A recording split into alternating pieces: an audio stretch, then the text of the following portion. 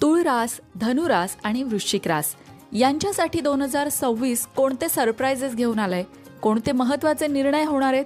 कोणता मोठा खर्च तुमची वाट बघतोय? कोणत्या महत्त्वाच्या घडामोडी घडणार आहेत? चला जाणून घेऊया. तुळ, वृश्चिक आणि धनु या तीनही राशींच्या आयुष्यात 2026 नक्कीच काही ना काहीतरी खास आणि वेगळं घेऊन येत आहे. एक एक करून जाणून घेऊ. सगळ्यात आधी बोलूया तुळ राशीबद्दल. तुळ राशीच्या लोकांसाठी 2026 हे येणारं नवीन वर्ष जे आहे ते एक तुमच्या आयुष्यातला मोठा निर्णय घेणारं ठरणार आहे. या वर्षाचे पहिले 3 महिने तुमच्यासाठी थोडा परीक्षेचा काळ असेल असं म्हटलं तरी हरकत नाही. पण त्यानंतरचे दुसरे 3 महिने मात्र तुमच्यासाठी नवीन संधी घेऊन येणारे असतील.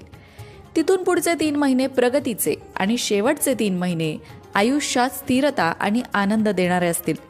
एकंदरीतच 2026 हे वर्ष तुळ राशीच्या लोकांसाठी थोडं शांत, थोडं रोमांचक तर खूप काही शिकवणारं वर्ष असणार आहे असं म्हणायला हरकत नाही.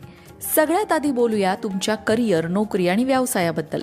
वर्षाची सुरुवात थोडीशी तुम्हाला त्रासदायक होऊ शकते. परीक्षेचा काळ ज्याला आपण म्हणतो, कारण वर्षाच्या पहिल्या 3-4 महिन्यामध्ये कामाचं थोडं प्रेशर असेल, टार्गेट्स, जबाबदाऱ्या वाढतील, ऑफिसमध्ये काही बदल होतील, काही नवीन नियम येतील, नवीन टीम अपॉइंट केली जाईल किंवा बॉस नवीन असेल.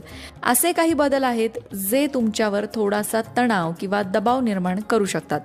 पण त्याचबरोबर हाच काळ तुम्हाला मजबूत करणारा सुद्धा असणार आहे. पण सुरुवातीचे 3 महिने सोडल्यानंतर मात्र अचानक नव्या संधी येऊ शकतील. नोकरीत बदल किंवा नोकरीत प्रमोशन, पगारवाढ किंवा मोठे प्रोजेक्ट्स मिळणं, या सगळ्या गोष्टी घडून येतील. तुमच्या मेहनतीला फळ मिळायला सुरुवात होईल. व्यवसाय करणाऱ्यांना सुद्धा नवीन पार्टनरशिप, नवीन क्षेत्रात विस्तार करणं किंवा मोठ्या डील्स मिळणं, या गोष्टी घडू शकतात साधारणतः सुरुवातीच्या 3-4 महिन्यांनंतर.